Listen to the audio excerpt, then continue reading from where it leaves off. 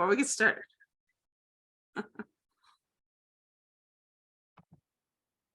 Thank you, Mavis. Thank you, everybody who's here. I appreciate the invitation to talk to you all a little bit about my research. Today, I'm going to be talking about a rock art style that is in the Black Hills on both the Wyoming and the South Dakota side. It's called the Pecked Realistic style, and talk a little bit about what it is and the kind of information that it can provide for us. So I'm going to click everybody down here, hide the, if you don't know how to do it, hide thumbnail video, you'll be glad you did. Okay. Okay. Why are the slides are not? Try new share. The slides are not advancing, so I'm going to try something here. There we go. Okay, so first thing I need to mention is just the data that I'm working with here. There are about 20 sites that have this kind of rock art. Depending on how you split them up, to count them, there's maybe 80 different panels with this type of rock art. And the thing to know is that this is a very small remnant of what used to be there. Much of what remains is heavily eroded, and it's just very hard to see, and a lot of it is just plain gone. So you can see this panel here does have a four-legged animal on it. This has something which I can't even tell what it is, but it would be up there on that cliff. So the attributes of this rock art style. It's produced by pecking using indirect percussion using a hammer and chisel, hence the word pecked. It tends to have been made on wide, smooth rock surfaces. It comprises realistic depictions of deer and other animals and humans primarily. Realistic is in the eye of the beholder, but we can at least tell what animal is intended most of the time. It varies from single images to some quite complex hunting scenes like on the right there. It shows the use of nets, atlatls, goads, and other gear, as well as dogs in group hunting of primarily deer and maybe bison as well. Some panels show ritual activity, and this way that the rock art is made, the technique and the subject matter indicate a very definite Great Basin connection. So this rock art is, I'm estimating it to be early archaic in age. Unfortunately, we don't have any direct dates on it that are replicable and reliable. So we've had to fall back on relative dating, but we do have some pretty good clues as to the age of this stuff. So first of all, superposition, if a petroglyph was carved on top of another one, this pecked realistic rock art is always going to be the first one. It's always at the bottom, so to speak. Stranding, many of the panels are stranded high above the current surface. Relative weathering, so these panels tend to be on surfaces that were exposed for quite a while, and so they have this mineral crust or patina, and they're on this old surface. So as you can see here on the right, this is more recent incised rock art. The rock here is not as dark because it hasn't had time. It was covered up with sediment, and the dark patina hasn't yet completely formed. And here's the older surface with the pecked realistic rock art, and that's this piece of rock right here. That's me pondering it. Geomorphology, we've tried to reconstruct some of the terraces in these canyons, and I'll talk about that in a minute. Subject matter, people have atlatls and they don't have bows and arrows. It appears that there are only Holocene animal species depicted. I'll get to that in a minute. And I just want to point out for those of you who are Wyoming rock art aficionados, this is not the same as Gebhard's so-called early hunting style, which happens in Western Wyoming, which is actually part of what people call the Dinwoodie style or the Dinwoodie rock art tradition. It's part of that same style or tradition. It's not earlier, it's not later. And so it's really not that early, and it does not show hunting scenes. So this is something different, even though they both show little pecked animals. And then the age relative to other rock art in the Black Hills, which I'll get to. Okay, so again, we're seeing remnants of what was once there. So you can see this big wide cliff face. This is what's left. There's a few pecked lines here. This is an animal, this is the body, and these are the four legs. So that's there. Over here, we've got these things, probably antlers that are pecked into the rock, but the rest of the deer is completely gone. This one, you can see the antlers. And if you look very carefully, you can see the head, the muzzle of the deer, the line of the neck and the front leg, and this back line. But this part's all eroded away now. And then we've got this little human figure. That's the torso. It's got like a buffalo horn headdress, and it's holding a curved stick. So presumably there was a scene here that covered the whole rock, but this is what's left of it for us to work with. This rock art can be extremely hard to see. As you see on the left here, I was kind of proud that the Forest Service archaeologists found this one because it's heavily weathered and lichenated, but there is a little creature, right here it is, and here's the legs. It's probably a deer, could be a mountain sheep. And this panel here, you can see it's up pretty high from ground level, and it does have this little, whoops, let me go back, sorry. It has this human figure with big hands. So after these things were made, and these parts of the cliff surfaces would have been accessible from the ground surface, this sediments eroded away and kind of stranded the panels up high. So these panels that you see depicted here are actually within this blue rectangle, and we'll look at them again in a minute. This just shows you another example of the stranding. The spokes model here is not quite 6 feet tall, but the rock art is up here. There's a four-legged animal here, and there's another one here. They're hard to see, but they are actually there. Another example of the stranding. This panel that you see depicted here is on this part, this little notch inside the cliff face. It's over here. It also extends around the bend here, but it's pretty eroded over here. So you get the general idea of the challenge of these, getting to these places.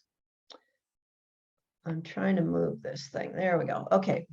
So one clue that we have has to do with the stranding. It has to do with how the sediments that would have given access to these cliff faces has, over the thousands of years, has tended to down cut. So for example, in Lower Craven Canyon, the rock art surface would have been accessible from a surface which isn't really even there anymore. And in between, when it was made, and this was this surface here was cut into, and this new surface T2 formed. In the process, it had two other surfaces, which we can see from these buried soils. The more recent of these two buried soils dated to 4,450 BP. So basically what this is telling you is that this rock art is considerably older than 4,450 BP. So that's another clue that we have to the age.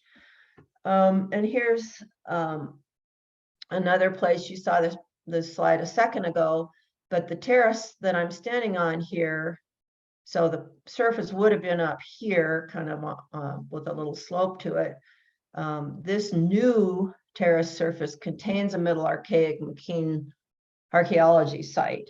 So again, this stuff was made well before the Middle Archaic.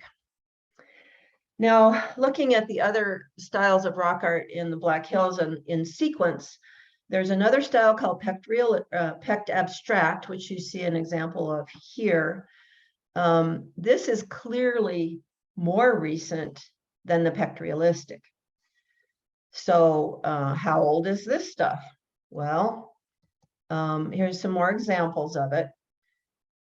We don't know exactly how old it is, but we do know that it had been given up before the incise styles started, and they started during the late Archaic period. So this is Middle Archaic-ish, probably. So you can see that the sequence is pretty well defined in the Black Hills. It's not a difficult one to work with, and it gives us some pretty good clues as to the age of the Pecked Realistic rock art. Okay, so that kind of puts the ceiling on the date range, and how do we get the floor? Well, my main reasoning here is that we're not finding Pleistocene fauna in these depictions of animals, and there's hundreds of animals on these panels. They are about 80% of them are deer, but we just don't see any of these type of creatures. This is Pleistocene fauna that would have likely been in the Black Hills, and the dates at which these different critters went extinct, the last date that's been recorded for them. So I'm assuming that we're not getting back into Pleistocene times with this rock art. Now we do have this one mysterious creature. I think you can see it pretty well on the cliff here. Here's the head, neck, body, legs, and here's a tracing of it. These creatures back here are deer. They have very long legs, but they are recognizable as deer. So if I don't know what this thing is now. Danny Walker identified this as a horned brontosaurus, and I'm like, okay, but no. And the reason I'm disagreeing with Danny, I admire him greatly, but look how skinny these legs are. Come on. I think the legs are too skinny.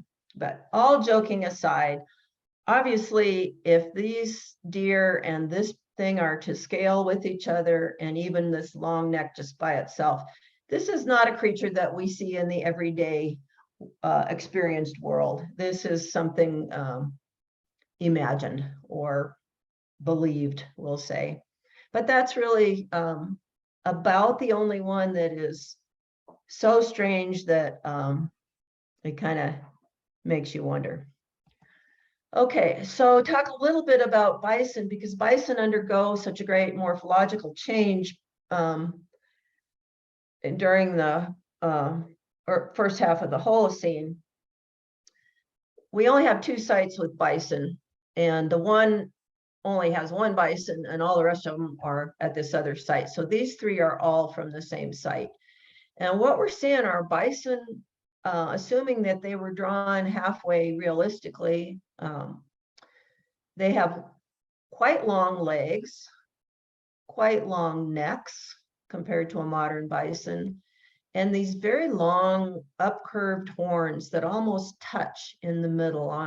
Let me show the next slide, which has a tracing, so you can see it a little bit better. So we've got this kind of longish neck, long legs, and these upcurved horns. And this does not look like anything along here. So it's a little bit of a mystery why these bison are so funny looking. This one here is at the same site, but it's on a different panel. It's very eroded. It might be older. I'm not really sure. And it has this very high hump. So it kind of looks a little bit like a bison antiquus.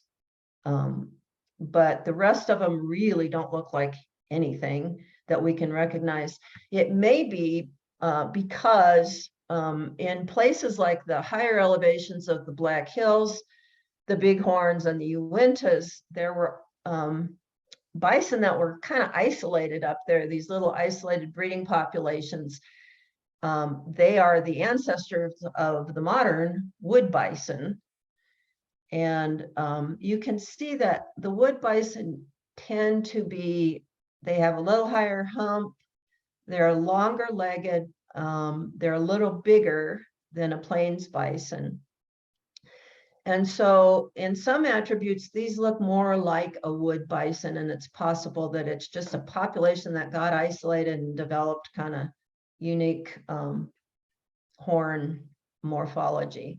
Now this one here is the one at the other site. I think it was added later to an existing deer hunting scene. It's a little hard to see the horns, but here they are. There's one and there's the other one. So to me, except the hump's a little big, this looks quite a bit like a modern day plains bison. So the bison, a little bit of a mystery still. We need some good fossil sites for this. I will say that the early archaic sites we have are extreme, they're all over the map. Some have big bison, some have little, some have straight horns, some have curly horns. So this is an area we need to look at a lot more to try and get it sorted out. As I said, most of the animals shown are cervids. I'm going to call them all deer. Here's the tracings of that same slide. You can see there's all different ways to depict antlers, and I have not had any luck in trying to say, well, this one's an elk and this one's a deer and this one's a muley and this one's a whitetail. These antlers are all over the map, and the body forms, what the animals are doing, their behavior, their size relative to the humans. I think they're all deer. I just don't think people were trying to use these techniques with elk. And here again, this panel here, presumably all made at the same time. It's all about the same degree of repatination. You can see they just drew these antlers any old which way. So I don't think that's going to be a good indication of species identification. Here's another one. These seem to, just eyeballing it, they look like they're about the same age, and the antlers are drawn many different ways.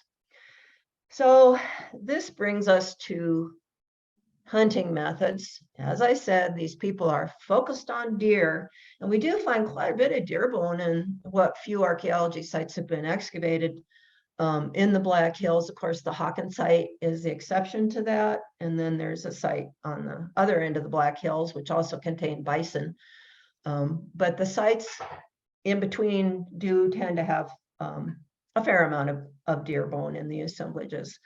So these funny looking lines with the loops on them represent stand nets. And sometimes they even show the support, the little post that would have been holding up the net. So you can kind of think of a tennis net type of arrangement.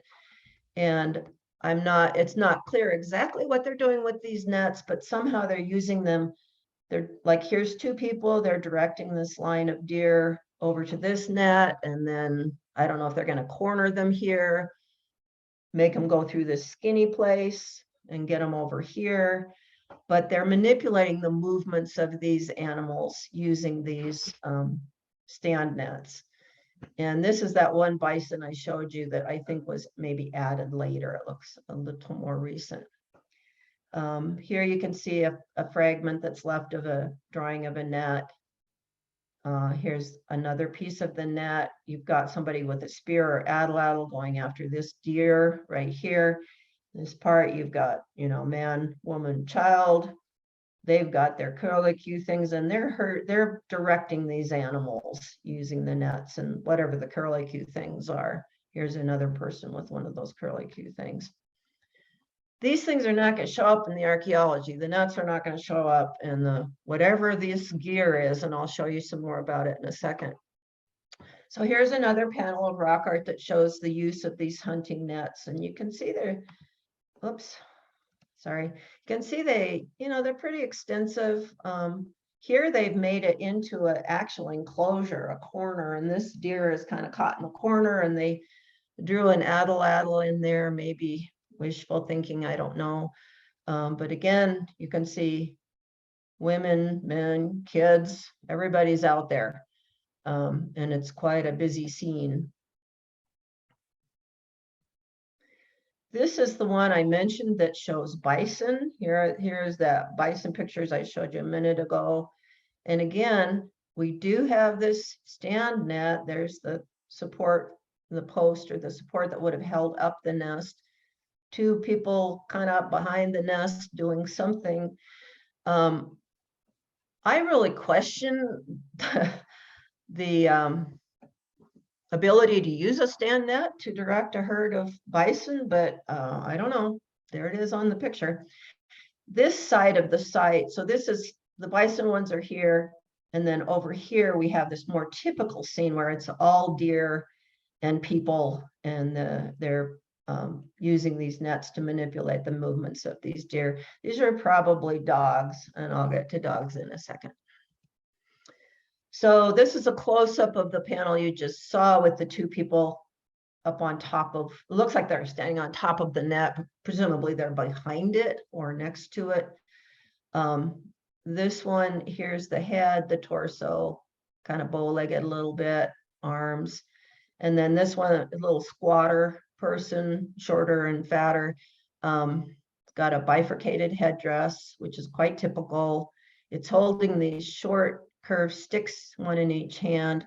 This one has some circular things next to him, and I'm not sure what those are, but it would be interesting to speculate.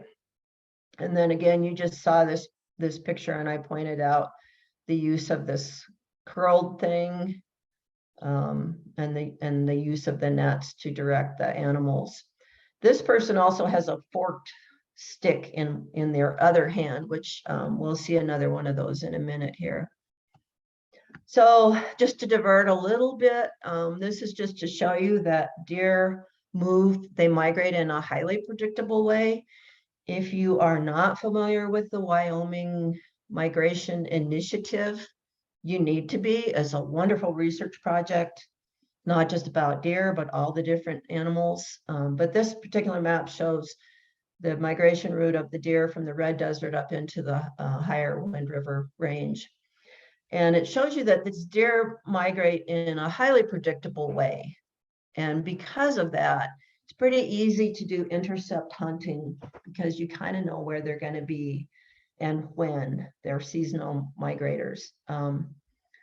Only problem is that, as this project has also shown, the populations vary from year to year. So it's good to have some flexibility in your subsistence plan in case they don't show up as you expected them to. This one's just for fun. This is Wyoming Game and Fish Department using a stand net, probably very much like what we're talking about, to catch deer.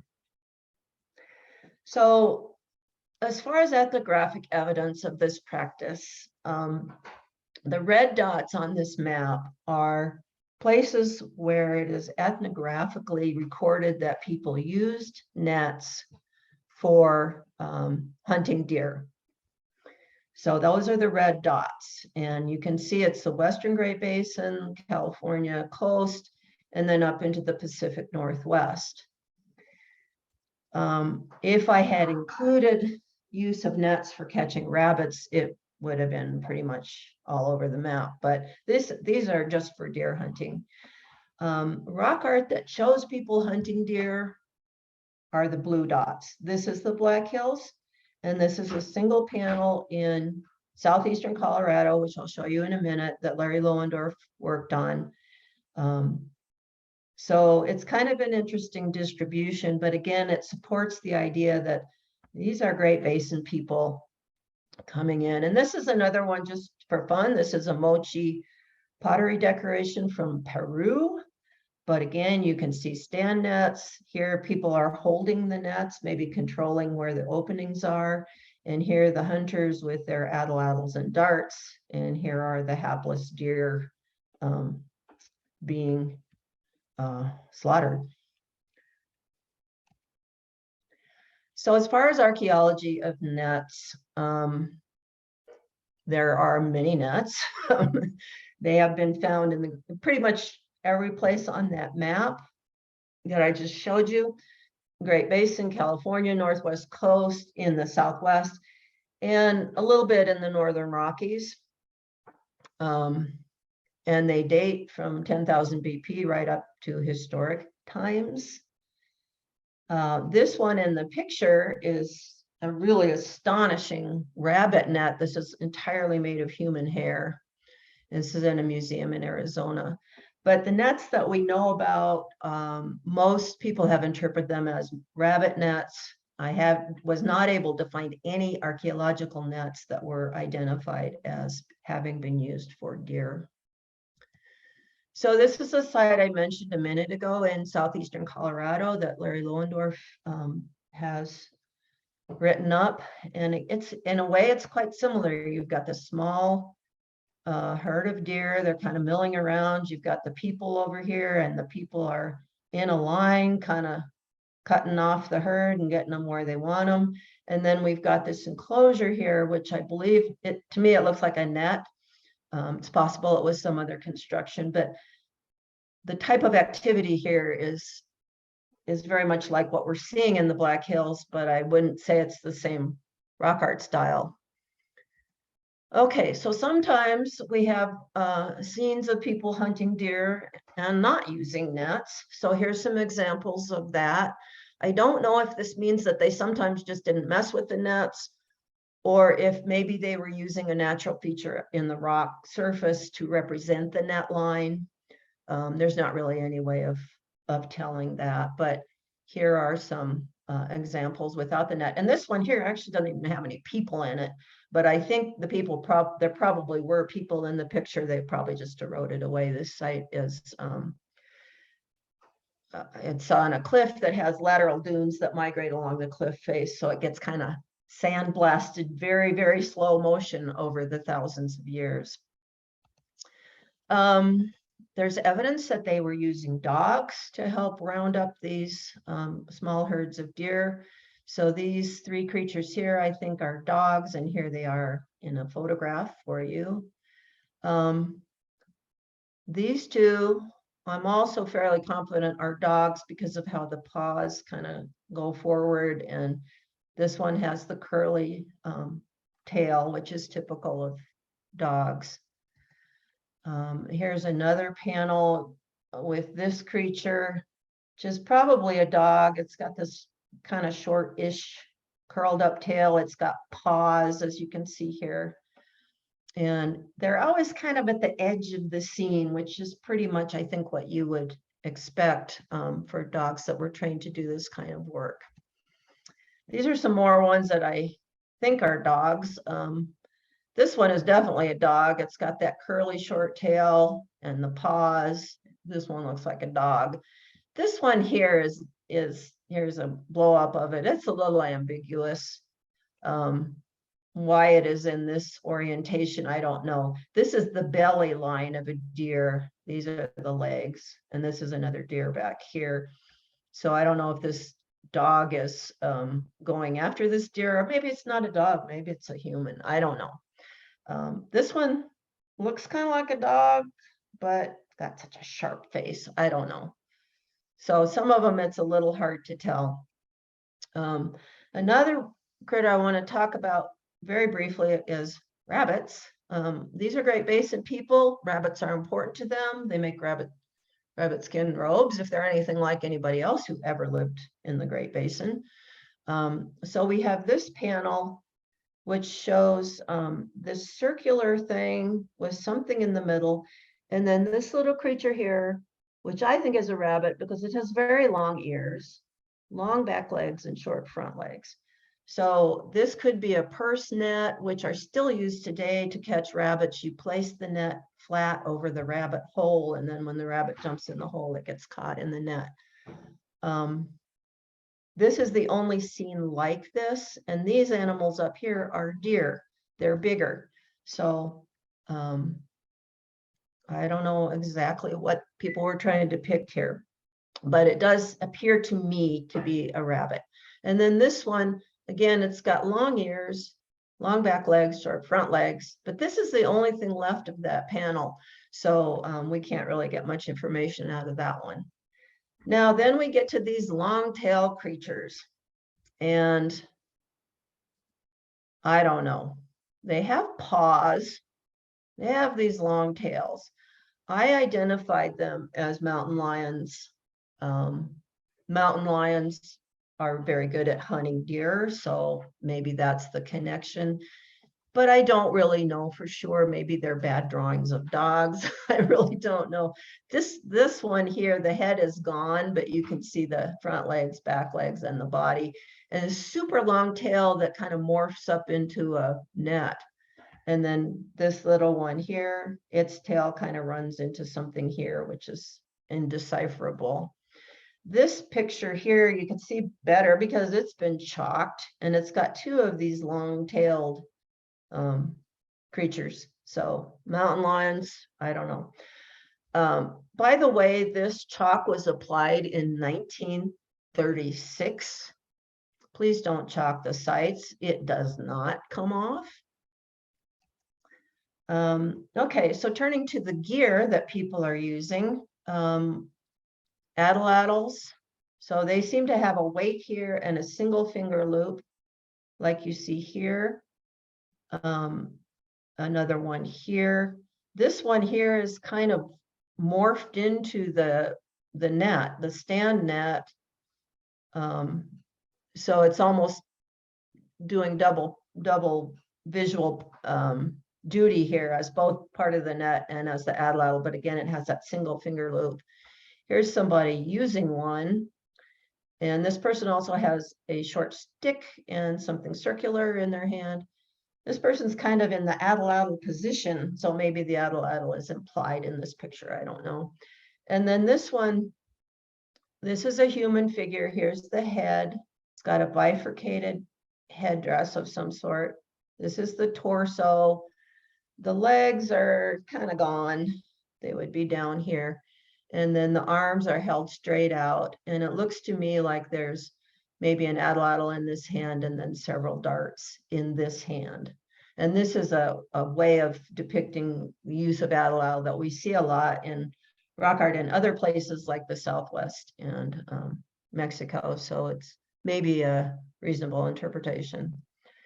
Then we see some other things, a forked staff, round things, throwing sticks, and arch-shaped things. And I'm going to show you the tracing here because these are a little hard to see.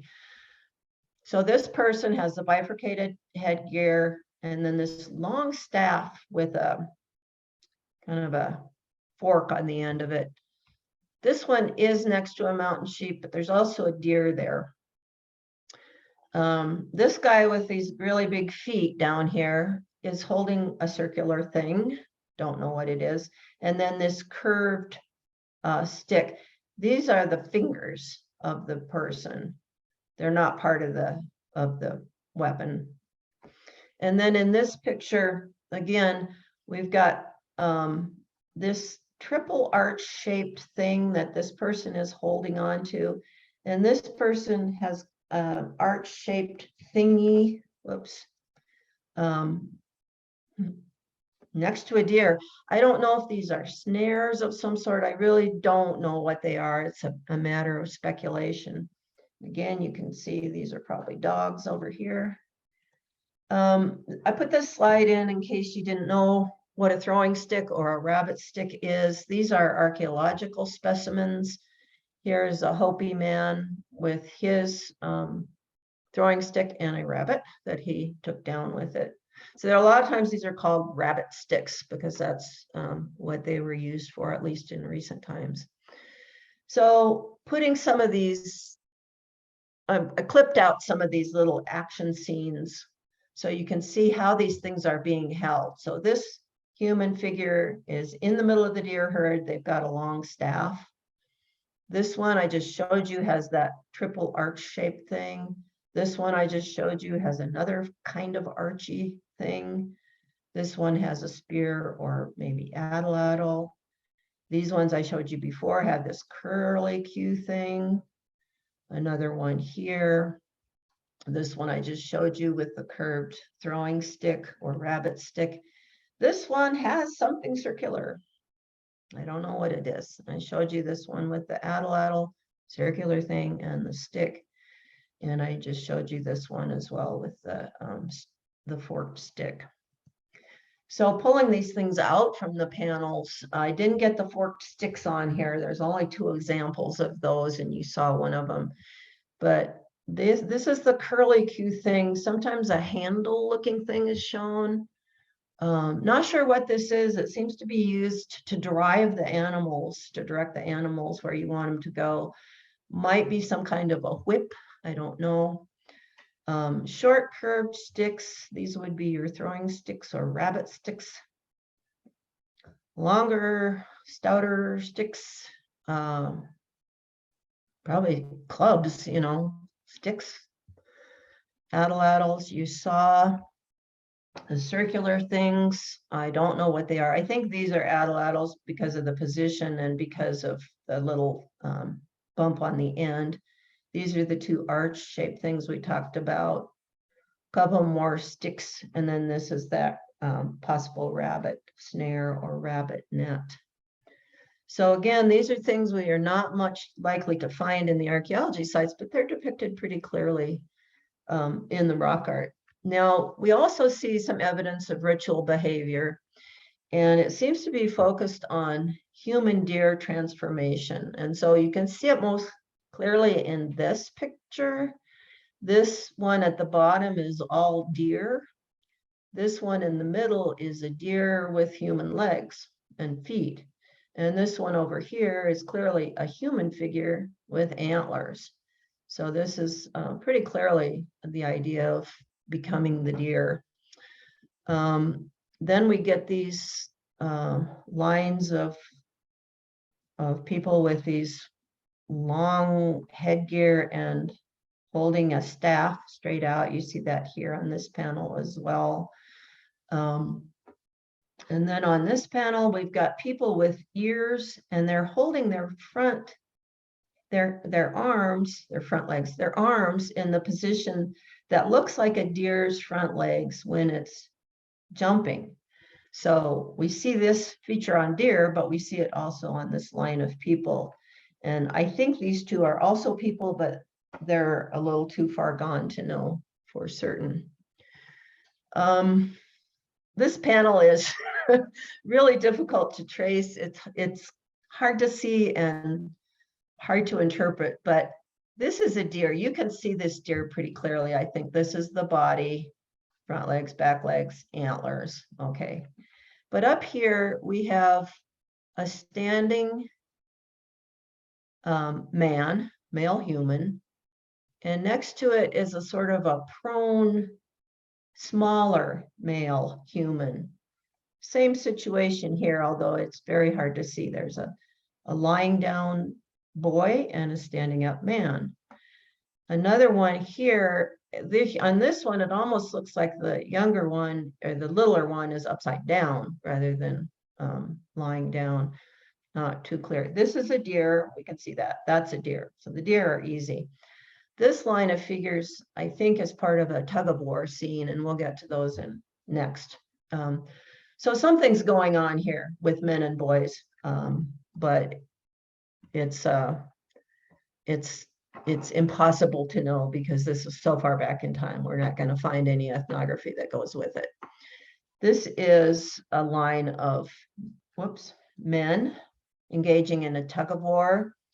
So here's the first one on this line. Here's the feet down here. And then they're just lined up one behind the other, holding on to each other in a line. And there's another line right here. These are their arms that you see, and their heads are these funny looking little blobs up here. And in the middle, looks like they're grasping some kind of a stick or staff and having a tug of war.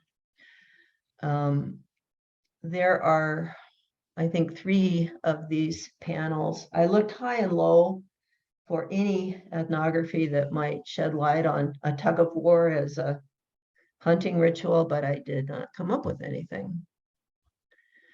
Then we have these kind of odd looking figures. So this is a human that's just heavily eroded. You saw these a minute ago, but then we've got these things with all these appendages. Here's another one, just got lots of appendages coming off of it. And this is probably the clearest one. And this one, if these are arms, they're very much like the arms that we just saw on that one line of in the ritual slide. So maybe this is imitating deer in this part, but what this round part with all the appendages is, I don't know.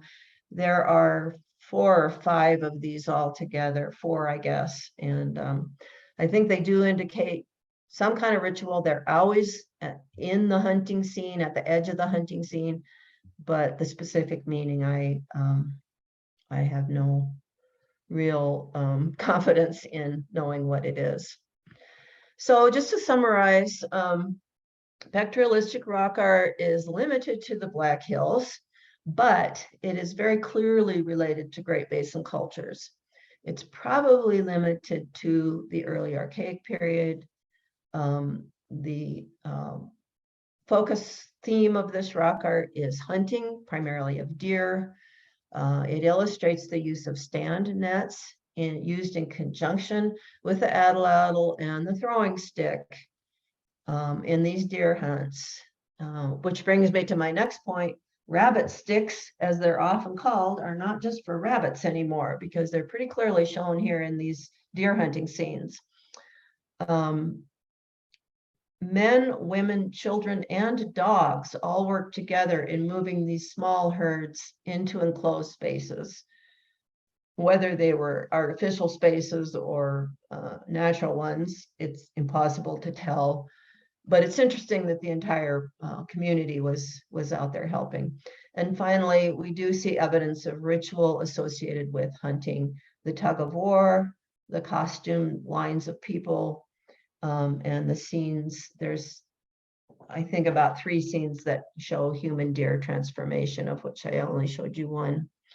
So to take this beyond the Black Hills, larger implications, I think the most important point is that there is no such thing as a Numic expansion or the Numic expansion. These Great Basin populations survived by being highly mobile, highly adaptable, and I'm sure they expanded into these areas in and near the Eastern Rocky Mountain outliers ever since early Holocene times and made this rock art. And then they contracted back again to their core territory.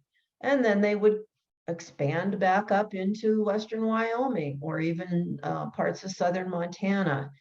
So there's not one particular time when, if you want to call them Proto-Shoshonian, I don't even like Numic as the name because we don't know what language they spoke 8,000 years ago.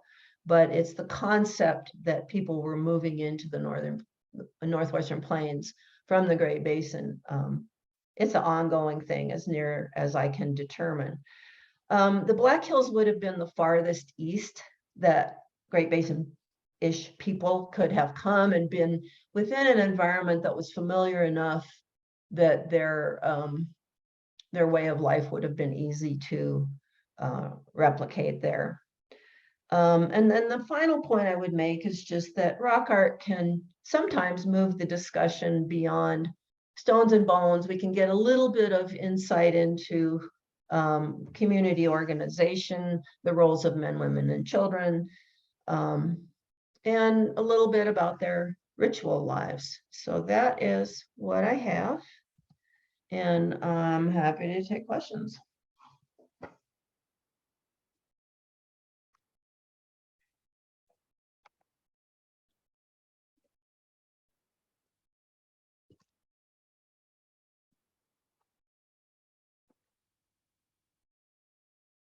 Have we got a moderator, or do you just want me to choose people?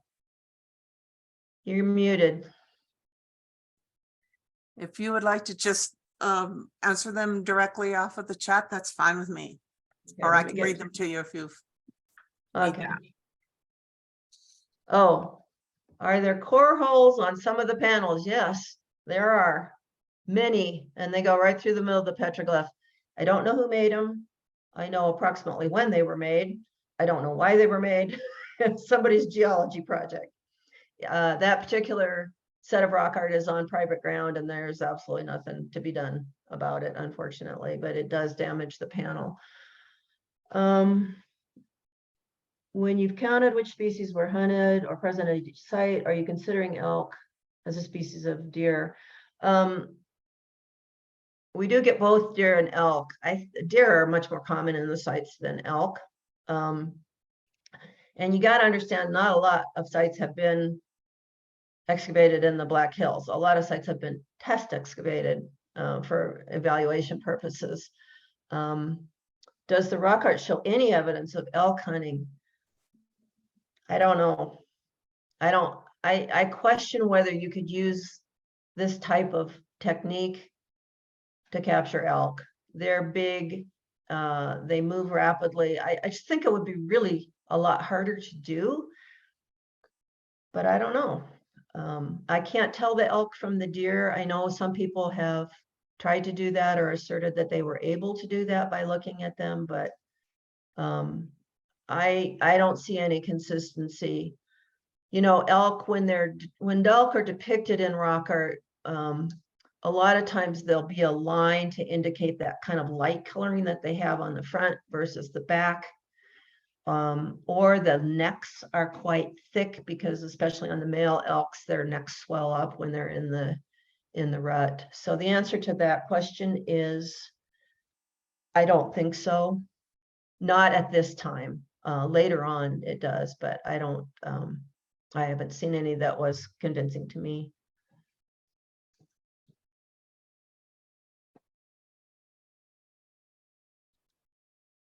Are there strictly ceremonial, non-hunting rock art sites in Wyoming? Definitely, many. Probably not from this age.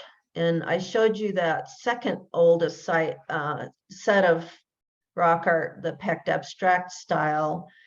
And when I was trying to figure out what it was, I did suggest, because it does,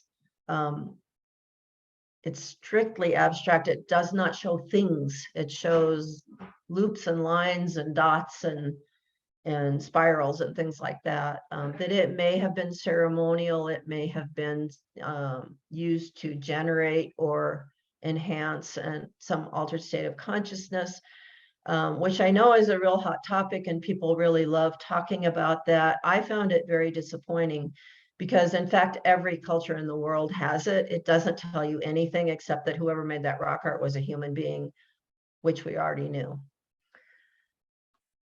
But yeah, there's all kinds. And then when you get into the later periods, you get vision quest sites, which are recognizable, women's vision quest sites, men's vision quest sites, puberty sites are a little harder to find in this area, but I do have a very definite one in the Cave Hills, which is on the right where Wyoming, Montana, and South Dakota come together.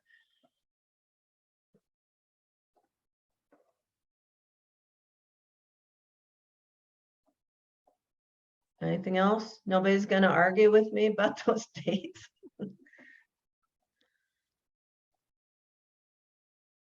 Well, thank you so much, Linea. We really appreciated you doing this. And thank you, everybody, for attending. We are going to continue this series, and our next lecture is going to be by Dr. David Kilby on April 13th. He doesn't have a topic assigned yet, but we will be announcing it to everyone. So thank you all.